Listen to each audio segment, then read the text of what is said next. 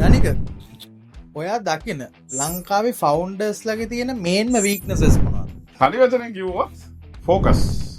මොකද ඇත්තටම මේ ෆවුන්ඩර් කෙනෙක් විදිහට අපි අපේ ස්ටාර්ට්අප් එකක් පටන් ගත්තාම අපේ අයිඩියා එකක් එක්සිකියුට් කරන්න පටන් ගත්තට පස්සේ ඕක මේ කන්සිස්ටන්සි තියාගෙන අපි ඕක වෙනුවෙන්ම වේසිලා ඕකටම අවධානය දීලා ඕක යම්කිසි තැනකට ගන්නකම් අපේ අවධානය එකම තැන ෆෝකස් එක එකම තැන තියාගන්න එක මාරම ඉම්පෝර්ටන්ට්.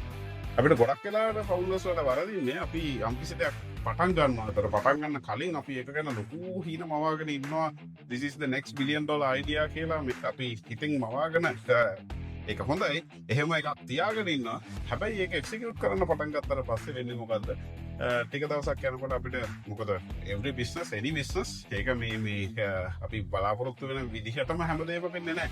එතකොට uncertainties තියෙනවා. මේ බලාපොරොත්තු නොවන දේවල් unexpected දේවල් වෙන්න පටන් ගත්තට පස්සේ අපි සමහර වෙලාවට ඩිමෝටිවේට් වෙලා අපේ අර ફોකස් එක නැති වෙලා යන්න පුළුවන්. ඒතර ඔන්න ඔය ફોකස් එක නැති වෙලා ගිහිල්ලා අන්තිමේදී ඒකත් අර තවත් එක අර කරන්න හදපු දෙයක් හැබැයි අතහැරලා දාපු දෙයක් බවට පත් වෙනවා. හැබැයි අපිට පුළුවන් නම් කොච්චර අභියෝග ආවත් කොච්චර ගැටලු ආවත් පුළුවන් තරම් ඒකට ශක්තිය දෙන්න, ඒකට මහන්සි ගන්න, ඒක කොහොම හරි සක්සස් එකක් කරගන්න තැන වෙනකන් ඒ ફોකස් එකේ ඉන්න අපිට ලොකු chance එකක් තියෙනවා.